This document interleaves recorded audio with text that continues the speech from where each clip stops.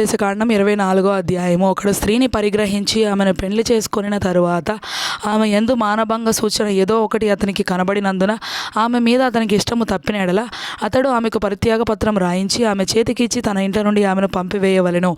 ఆమె అతని ఇంట నుండి వెళ్ళిన తరువాత ఆమె వేరొక పురుషుని పెళ్లి చేసుకొనవచ్చును. ఆ రెండో పురుషుడు ఆమెను వల్లక ఆమెకు పరిత్యాగ పత్రం రాయించి ఆమె చేతికిచ్చి తన ఇంట నుండి ఆమెను పంపివేసిన ఎడలనేమి ఆమెను పెళ్లి చేసుకున్న పిమ్మట ఆ రెండో పురుషుడు చనిపోయిన ఎడలనేమి ఆమెను పంపివేసిన ఆమె మొదటి పెనిమిటి ఆమెను పెళ్లి చేసుకున్నటకే ఆమెను మరలా పరిగ్రహింపకూడదు. ఏలయనగా ఆమె తను అపవిత్రపరచుకొనెను. అది యెహోవా సన్నిధిని హేయము గనుక నీ దేవుడైన యెహోవా నీకు స్వాస్థ్యంగా ఇచ్చుచున్న దేశమునకు పాపము కలగకుండానట్లు మీరు అలాగూ చేయకూడదు. ఒకడు క్రొత్తగా ఒక దాన్ని పెళ్లి చేసుకొని సేనలో చేరిపోకూడదు. అతని పైన ఏ వ్యాపార భారమును మోపకూడదు. ఏడాది వరకు తీరికగా అతడు తన ఇంట ఉండి తాను పరిగ్రహించిన భార్యను సంతోషపెట్టవలెను. తిరగటి మీద దిమ్మనైనను తాకట్టు పెట్టకూడదు. అది ఒకని జీవనాధారమును తాకట్టు పెట్టినట్లే. ఒకడు ఇశ్రాయేలు కుమారులైన తన సహోదరులలో ఒకరి దొంగిలిట కనుగొనబడిన ఎడల అతడు వారిని తన దాసునిగా చేసుకొనినను అమ్మినను ఆ దొంగ చావవలెను. అలాగు చేసిన ఎడల చెడుతనమును మీ మధ్య నుండి పరిహరించుదురు. కుష్ఠరోగ విషయము యాజకులైన లేవీయులు మీకు బోధించు సమస్తమును చేయుటకు బహుజాగ్రత్తగా ఉండుడి. నేను వారికి ఆజ్ఞాపించినట్లు చేయుటకు మీరు జాగ్రత్తగా నుండుడి.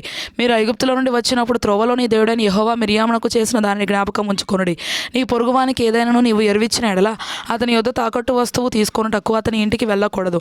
నీవు బయట నిలవవలెను. నీవు ఎరువిచ్చిన వాడు బయటనున్న నీ యొద్దకు ఆ తాకట్టు వస్తువును తెచ్చి ఇచ్చును.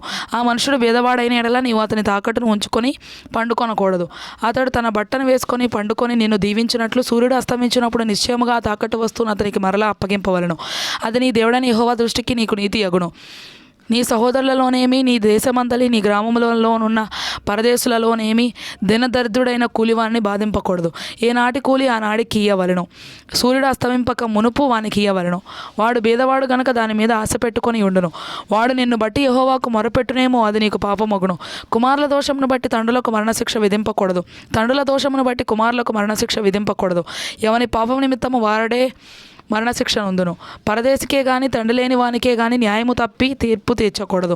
విధవరాలి వస్త్రమును తాకట్టుగా తీసుకొనకూడదు. నీవు ఐగుప్తులో దాసుడవై ఉండగా నీ దేవుడైన యెహోవా నిన్ను అక్కడ నుండి విమోచించనని జ్ఞాపకము చేసుకొనవలెను. అందుచేత ఈ కార్యము చేయవలన నీకు ఆజ్ఞాపించుచున్నాను.